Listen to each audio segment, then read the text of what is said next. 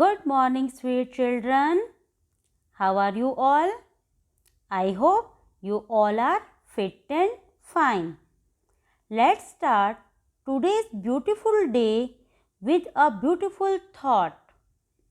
It is health that is real wealth and not pieces of gold and silver. आपको पता है बेटे ये थॉट किसने लिखा था?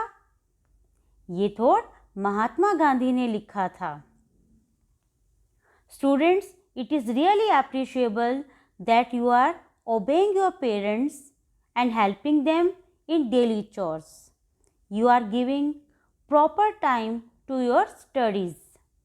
Dear parents, it is really praiseworthy that you are spending quality time with your lovely children. In the last video, I explained you a beautiful poem, Trees, written by Joyce Kilmer. Let us review the poem Trees once again. इस poem में poet ने tree का personification किया है. Poet ने tree को एक lady के रूप में प्रेजेंट किया है. जो ट्री की रूट्स होती हैं, पोएट ने उनको माउथ बोला है, उनको ट्री के माउथ की तरह रिप्रेजेंट किया है और अपनी रूट्स की हेल्प से ट्री वाटर और मिनरल्स को एब्जॉर्व करता है. और जो पेड़ की टहनियाँ हैं, उसकी जो ब्रांचेस हैं जिस पे बहुत सारे लीव्स लगे हुए हैं, वो ऐसी दिखाई देती हैं कि वो भगवान की प्रे कर रही हैं. ट्री के ऊपर रॉबिन बर्ड अपना नेस्ट बनाती है और जो है ट्री सभी सीजन्स के साथ बड़े प्यार से रहता है. पोइम्स तो कोई भी लिख सकता है, पर ट्री सिर्फ भगवान बना सकते हैं. ट्रीज भगवान की एक ब्यूटीफुल क्रिएशन है. Now students, we will do the exercises of lesson 5 trees. These exercises are on page number 36, 37 and 38. So, let's start the exercises. Let us start. Question number 1. Choose the correct option. What does the poet compare tree to? Poet ने tree को किसके साथ compare किया है? A lovely poem, a lovely sunshine, a lovely bird. Yes, option A is the right answer. A lovely poem. Poet ने tree को poem के साथ कंपेयर किया है. Next, what does the tree look at all day? पूरा दिन tree किसको देखता है? Poet, poetess, God. God is the right answer. Option C is right. God. पूरा दिन जो है पेड़, पूरा दिन पेड़ गॉड को देखता है. Next, with what part of the tree does it seem to pray? पेड़ का कौन सा ऐसा पार्ट है जो ऐसे दिखाई देता है कि वो भगवान की प्रे कर रहा है? Leaves, roots, leaf laden branches. Option C is the right. Option C is right. Leaf laden branches. जो पत्तियों से लदी हुई जो ब्रांचेस थी वो ऐसे दिखाई देती है जैसे वो भगवान को प्रे कर रही हैं. Next, which bird nest herself in this tree? इस पेड़ के ऊपर किस बर्ड ने अपना घोंसला बनाया है? Robin, peacock, sparrow. Yes, option A is the right answer. Robin. Robin bird ने इस ट्री के ऊपर अपना घोंसला बनाया है. Question number 2. Right T for true और F फॉर फॉल्स स्टेटमेंट्स. इसमें बेटे आपको कुछ सेंटेंसेस दिए हुए हैं. आपने ये देखना है जो सेंटेंस ट्रू है, सही है, आपने उसके लिए टी लिखना है, और जो स्टेटमेंट जो है गलत है, फॉल्स है, आपने उसके लिए एफ लिखना है. अ parrot makes a nest on the tree in this poem. इस पोएम में ट्री पर पैरट ने नेस्ट बनाया था. यस, बताइए क्या ये राइट है या रॉन्ग है? Yes, it is a false statement. तो हमने यहाँ पे क्या लिखा? एफ लिखा है. तो बेटे अब मुझे ये बताइए किस बर्ड ने बनाया था ट्री के ऊपर नेस्ट? यस, रॉबिन बर्ड ने बनाया था ट्री के ऊपर nest. Next, poet feels a poem is as beautiful as a tree. क्या इस पोएम में पोएट ने ये फील किया है कि पोएम जो है ट्री की तरह ही सुंदर है? ये फॉल्स स्टेटमेंट है, क्योंकि पोएट ने, हमने इसलिए यहाँ पे एफ लिखना है नंबर 2 में, क्योंकि पोएट ने ये बोला था कि पोएम जो है ट्री की तरह सुंदर नहीं है, ट्री ज्यादा सुंदर है। Next, a tree looks at God the whole day. पेड़ सारा दिन भगवान की तरफ देखता है। यस, बताइए राइट है क्या रॉन्ग है? Yes, it is right statement. तो हमने यहाँ पे क्या लिखा? टी लिखा। Next one, earth has sweet flowing rivers. क्या अर्थ के पास मीठा मीठा पानी देने वाली रिवर्स हैं? Yes, it is true statement. तो हमने बेटे यहाँ पे क्या लिखा? टी लिखा है। Poet creates poem and God creates tree. Poet poem लिखते हैं और भगवान जो है ट्री बनाते हैं। बताइए बेटे ये राइट है या रॉन्ग है? Yes, it is true statement. तो हमने यहाँ पे क्या लिखा? यहाँ पे हमने टी लिखा है। Now we will discuss question answer. First, short answer questions. Number 1, what does the poet feel he will never see. Poet ऐसा क्या फील करता है कि वो कभी नहीं देखेगा? Yes, the poet will never see a poem as lovely as a tree. Poet भी तो कहता है ना कि मैं कभी भी ऐसी कोई सुंदर पोएम ना देखूंगा, ना ही लिखूंगा जितना कि एक सुंदर ट्री होता है। Next, which words in the poem signify a river और वाटर बॉडी। कुछ वर्ड्स हैं इस पोएम में जो रिवर या वाटर बॉडी को सिग्निफाई करते हैं। हमने उन वर्ड्स को यहाँ पर लिखना है। वर्ड्स कौन से हैं? Earth, sweet flowing, breast. Next question, where does the tree look the whole day. पूरा दिन ट्री कहाँ पर देखता है? The tree looks at God the whole day. पूरा दिन ट्री भगवान की ओर देखता है। Next, long answer questions. Number 1, why does the poet think of a tree as a poem. Poet tree को एक पोएम की तरह क्यों सोचता है? Because both are beautiful. आपको पता है ट्री भी ब्यूटीफुल होता है और पोएम भी ब्यूटीफुल होता है, तो इसलिए जो है पोएट ट्री को पोएम की तरह सोचता है। Next question, what is so beautiful about a tree that a human can not make. आपको पता है बेटे ह्यूमंस जो है ट्री नहीं बना सकते, only God can make a tree.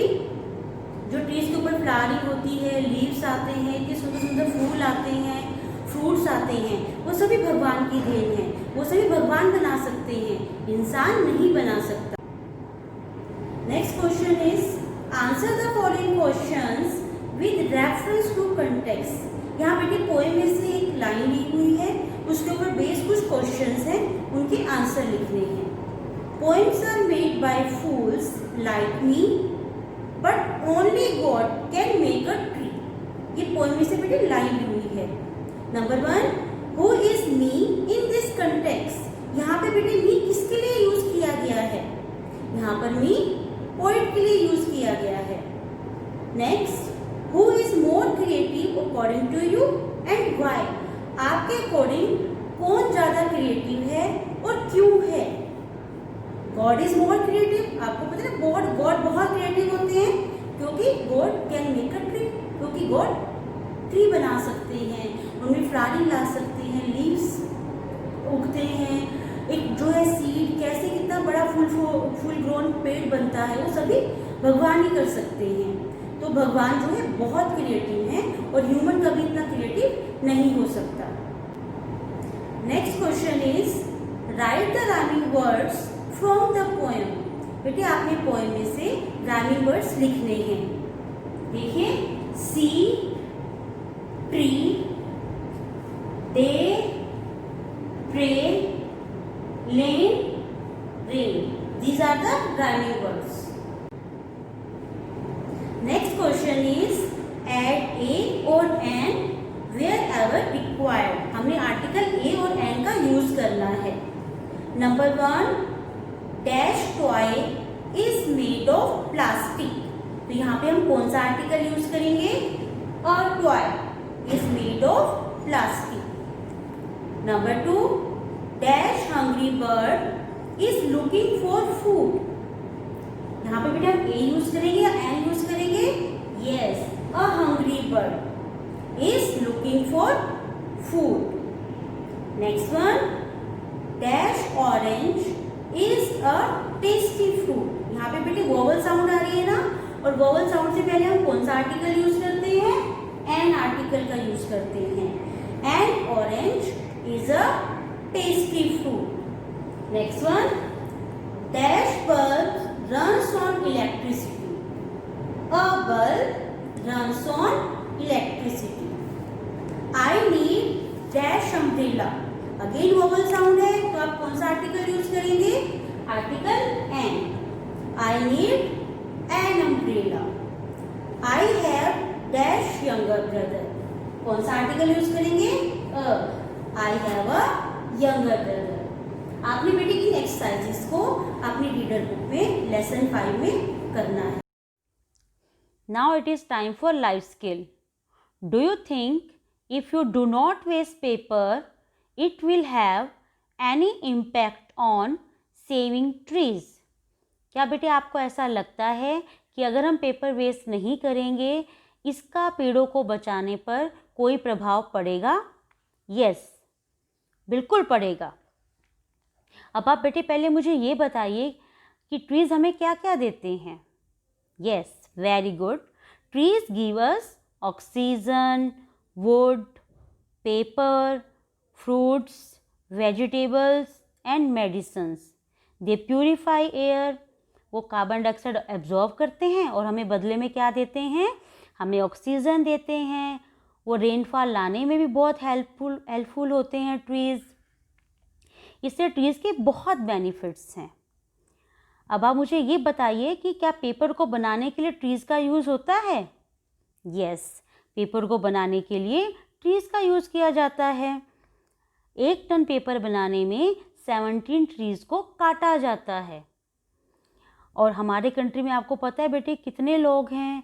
उन सब की पेपर की रिक्वायरमेंट को पूरा करने के लिए हमें हर साल 85 लाख पेड़ काटने पड़ते हैं। और इतने पेड़ तो हम ग्रो भी नहीं करते हैं, हम सिर्फ पेड़ काट रहे हैं और हम नए पेड़ नहीं लगा रहे हैं। उससे क्या हो रहा है?